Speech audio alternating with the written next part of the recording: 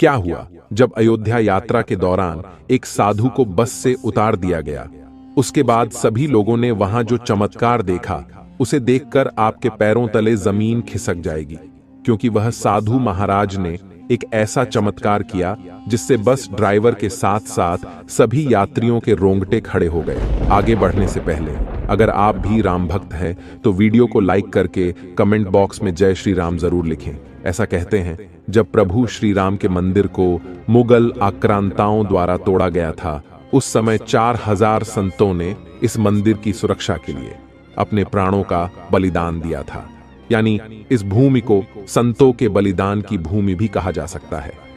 जब भारत में राम मंदिर का निर्माण हुआ तो सबसे ज्यादा प्रसन्नता इन साधु संतों को ही हुई, जो बेसब्री से राम लल्ला के टेंट से भव्य मंदिर में जाने का इंतजार कर रहे थे।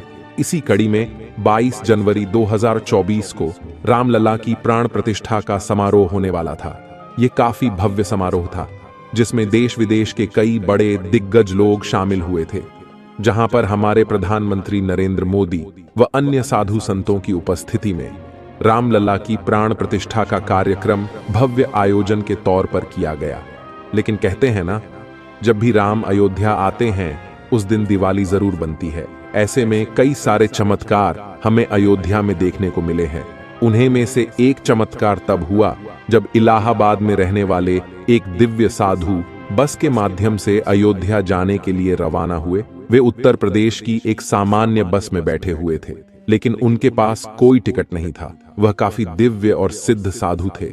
सदैव उन्होंने अपना जीवन प्रभु श्री राम के चरणों में समर्पित किया था। लेकिन बस में जब वह बिना टिकट बैठे तब बस ड्राइवर ने पूर्णतः नजरअंदाज किया।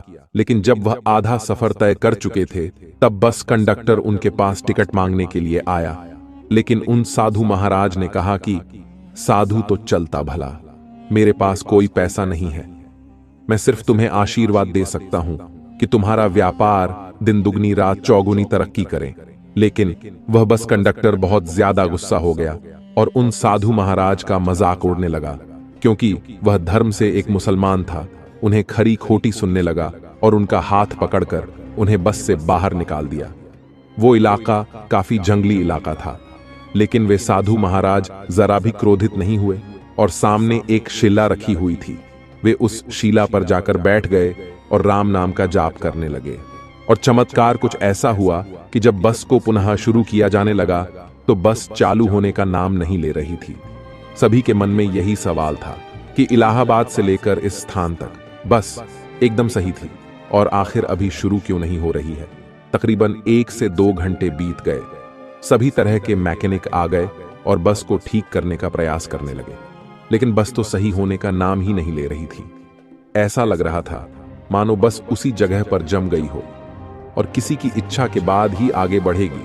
तब बस ड्राइवर, जो कि एक सनातनी था और हिंदू धर्म में मानने वाला था, उसे उन साधु महाराज का अपमान याद आया और वह समझ गया कि यह उन दिव्य साधु महाराज का ही चमत्कार है।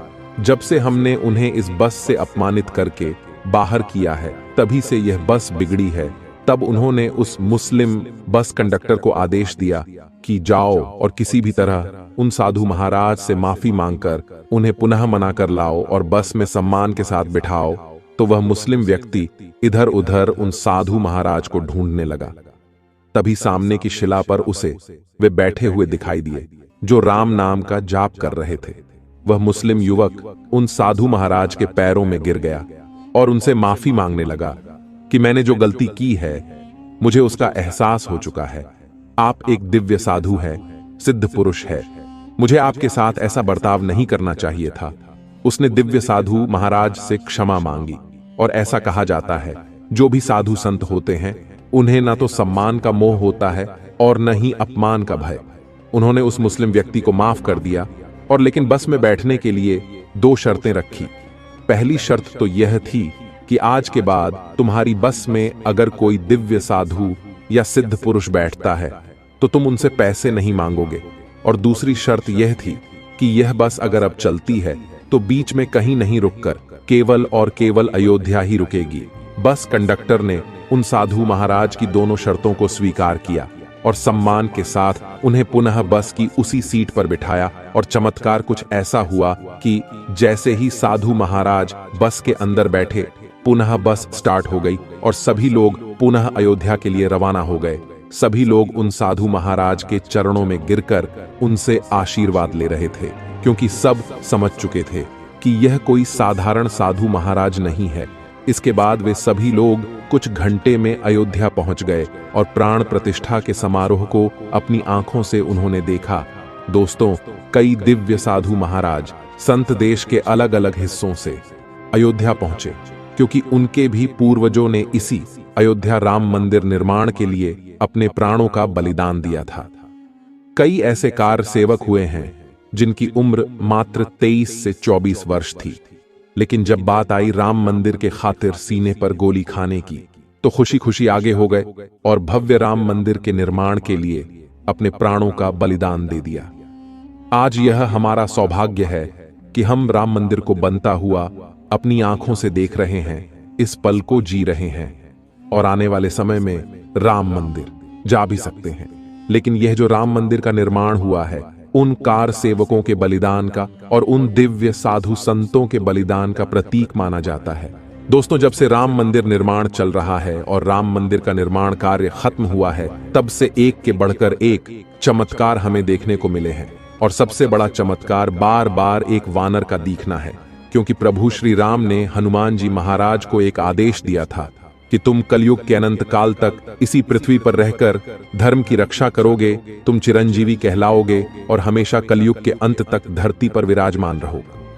ऐसा कहते हैं, जब भी राम चर्चा होती है तब हनुमान जी वहां पर जरूर मौजूद होते हैं, और जब इतने बड़े भव्य मंदिर का निर्माण हुआ है तो सीधी सी बात है, वहां पर भी हनुमान जी महाराज जरूर मौजूद होंगे। प्रभु श्री राम को प्रतिदिन नए नए वस्त्र बनाए जाते हैं और इन वस्त्रों को खास फैशन डिजाइनर से बनवाया जाता है। लेकिन सवाल यह था कि प्राण प्रतिष्ठा के दिन प्रभु श्री राम को कैसे वस्त्र पहनाए जाए। तो उस समय वस्त्र बनाने वाले वस्त्रकार ने प्रभु श्री राम का स्मरण करना शुरू किया, तो उसे 3 अलग अलग प्रकार के वस्त्र बनाने की प्रेरणा मिली। लेकिन सभी लोगों के मन में यह सवाल था कि आखिर इन 3 वस्त्रों में से कौन से वस्त्र प्रभु श्री राम को पहनाए जाए, क्योंकि तीनों ही अति सुंदर और लाजवाब थे। तब उन्होंने एक निर्णय लिया कि रात्रि के समय इन तीनों वस्त्रों को हम प्रभु श्री राम के सामने रख देंगे। सुबह तक जरूर कोई ऐसा संकेत मिलेगा या स्वप्न में कोई संकेत प्राप्त होगा जिससे हम यह समझ जाएंगे कि प्रभु श्री राम को कौन से वस्त्र पसंद है। लेकिन उस घड़ी से केवल 1 घंटे के बाद ही अचानक उन तीनों में से एक वस्त्र रामलल्ला के पास रखा हुआ दिखाई दिया। लेकिन सवाल यह था कि आखिर वह वस्त्र आगे कैसे आया। तब सभी लोगों ने जब सीसीटीवी देखा तब पाया कि एक वानर वहां पर आया और तीनों में से एक वस्त्र उठाकर चुपचाप उसने रामलल्ला के पैरों में रख दिया। सभी लोग कमरे में ऐसा चमत्कार देखकर दंग हो गए। वह मूर्तिकार और जिसने प्रभु श्री राम की मूर्ति को बनाया है, उनका नाम अरुण योगीराज है। उन्होंने भी एक ऐसा ही चमत्कार हमारे साथ साझा किया।